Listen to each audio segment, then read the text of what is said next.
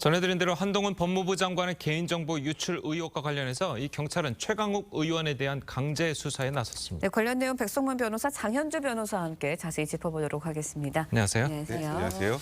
자, 그러니까 결국 최강욱 의원이 이 MBC 소속 임모 기자한테 이 정보를 유출했다. 이렇게 경찰은 보고 있는 거죠. 그러니까 일단은 최강욱 의원은 현재 참고인 신분입니다. 그러니까 피의자 신분은 아니고요. 예. 말씀하셨던 것처럼 작년 4월에 최강욱 의원이 MBC 임모 기자에게 전달을 하고 그게 건너서 열린공간 TV에까지 전달이 됐던 그 사실을 기초로 해서 판단하는 건데 예. 왜 여기서 최강욱 의원이 갑자기 등장을 하느냐. 유출된 자료에 최강욱 의원실 워터마크가 찍혀 있습니다. 그렇습니다. 그러니까 일단 여기에서 나온 것으로 추정이 되는데 일단 최강욱 의원은 임모 기자랑 연락한 적도 없고 만난 적도 없다라고 지금 일단 부인하고 있는 그런 상황이란 말이죠. 그렇기 때문에 일단 정확한 유출 경위를 파악하기 위해서 일단 휴대전화 압수하고 그다음에 또 지금 국회 사무실 압수수색하는 그런 과정을 보여주는 건데요. 아직까지 뭐 최강욱 의원이 직접적으로 전달했다는 게 확인되진 않았지만 그에 대해서 강력히 의심하고 있는 그런 상황입니다. 예. 네, 말씀하신 것처럼 최강욱 의원은 어쨌든 이 임모 기자와 만난 적이 없다, 알지 못한다는 입장인데 만약에 현역 의원이 개인정보를 유출한 게 사실로 밝혀진다면 어떤 혐의를 받게 되나요? 일단 이 사건에서 문제되는 혐의가 말씀 주신 것처럼 개인정보보호법 위반입니다. 개인정보보호법에는 개인정보를 누설하거나 부정한 목적으로 제3자에게 제공하는 부분에 대해서 여러 가지 형태의 처벌 조항들이 있습니다. 네. 그러나 이제 말씀 주신 것처럼 지금 현재 최강욱 의원은 참고인 신분이기 때문에요. 일단 어떤 행위를 했는지에 대한 수사기관의 특정이 필요해 보입니다. 특히 이제 최강욱 의원은 전혀 그 MBC의 임모 기자와도 아는 사이가 아니고 예. 연락한 바도 없다라고 부인하고 있는 상황이기 때문에 일단 수사기관이 이 압수물을 분석을 해서 과연 최강욱 의원이 중간에서 어떤 행위를 했는지를 먼저 명확히 해야만 개인정보보호법 위반 혐의에 어떤 조항으로 처벌할 수 있을지를 정할 수 있을 것 같습니다. 예, 알겠습니다. 자, 뭐 결국은 이 제출된 자료가 인사청문회 네. 자료잖아요. 그럼 이제 국회의원들은 당시 이제 인사청문회에 참석했던 국회의원들은 다 가지고 있는 자료란 말이에요.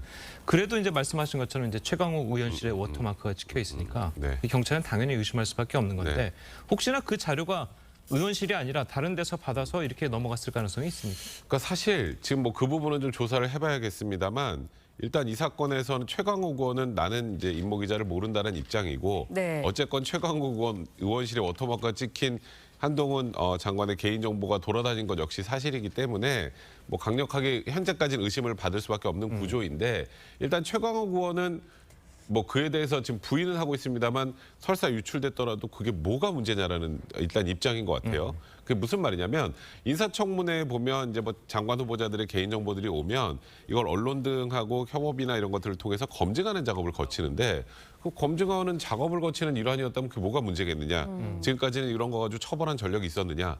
과거에는 유출된 걸 문제 삼는 게 아니라 이게 사실이냐 사실이 아니냐를 가지고 이제 문제를 삼았던 것인데 일단 뭐 경찰 입장에서는 두 가지인 것 같습니다. 하나는 관례가 있다고 해서 법상 이제 처벌이 가능한 것을 무조건 관례라는 이유로 덮을 수는 없다. 그러니까 쉽게 말해서 개인정보 보호 방침 그다음에 이걸 다 여기서 사용하고 폐기하라는 게 다 찍혀 있는데 유출이 됐다라는 점하고 또 하나는 단순히 이게 언론의 검증 작업에 사용된 것이냐.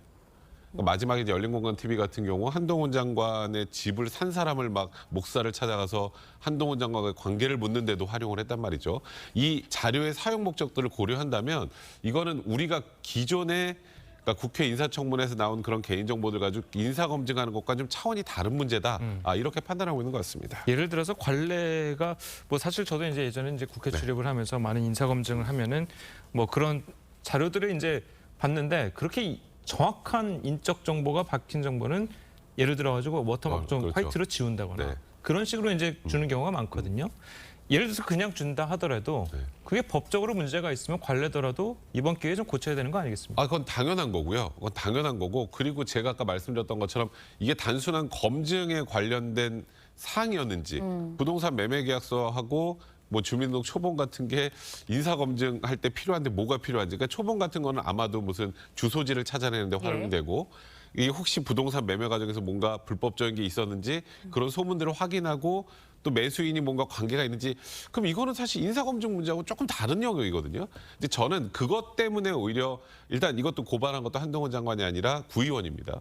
고 의원이 고발을 했고 이 자료의 사용 이제 되는 것 자체가 좀 불법적인 요소가 많다라는 측면에 경찰이 주목하고 있는 게 아닌가. 단순히 관행이라는 걸 좀 넘어서서 판단하고 있는 게 아닌가 싶습니다. 예. 네, 최강욱 의원 현재는 참고인 신분입니다. 네. 경찰 이제 최 의원에 대해서 강제 수사에 나선 상황이다 보니까 최 의원이 참고인 신분에서 피의자 신분으로 전환될지 여기에도 좀 관심이 쏠리는 것 같습니다. 어떻게 보시나요? 그렇습니다. 지금 현재는 참고인 신분이기는 한데요. 일단 경찰이 압수물을 분석할 것이고 그리고 관련자들에 대해서 이제 진술을 받아낼 것입니다. 네. 그런 과정에서 만약에 최강욱 의원이 이 한동훈 장관의 개인정보가 유출되는 과정에서 기여한 바가 있는지 또는 누설이나 유출 행위를 했는지 안 했는지를 먼저 확정하게 될 것입니다. 만약 그 과정에서 행위가 없었다라고 한다면 참고인 신분에서 그냥 끝이 나겠지만 만약이라도 그 누설 행위가 있었다거나 그럼 또는 그 행위 태양이라든가 동기라는 부분들이 부정한 목적이 있었거나 업무와 관련된 부분들에 대한 개인정보가 누설된 정황이 나온다라고 한다면 경찰 입장에서는 피의자로 입건을 한 후에 수사를 진행할 가능성도 남아있기 때문에요. 일단 현재는 압수물을 분석해서 그 내용들이 어떤 내용들이 나오는지를 좀 주목해야겠습니다. 아니 예를 들어서 최강욱 의원이 물론 뭐 그런 식으로 주장을 하고 있지만 나는 기자랑 그냥 이거를 공유만 했을 뿐이다. 이걸 유출한 건 기자다. 기자가 잘못이다. 이런 식으로 주장하면 어떻게 되는 거예요? 그런 주장도 분명히 가능해 보이고요. 그렇기 때문에 수사기관으로서는 압수물 분석뿐만 아니라 관련자들을 조사해서 진술들을 제대로 받아내야 될 텐데요. 그렇기 때문에 그냥 한동훈 장관의 그 개인정보를 그냥 최강욱 의원이 단순히 기자와 공유한 것을 넘어서서 만약에 제3자에게까지 유출되고 부정한 목적으로 사용된다는 걸 알았는지 여부까지도 수사기관이 좀 파악해야 되는 여러 가지 문제들이 남아 있습니다. 예, 알겠습니다. 자, 오늘 두 분 변호사님 말씀은 여기까지 듣겠습니다. 잘 들었습니다. 고맙습니다. 고맙습니다.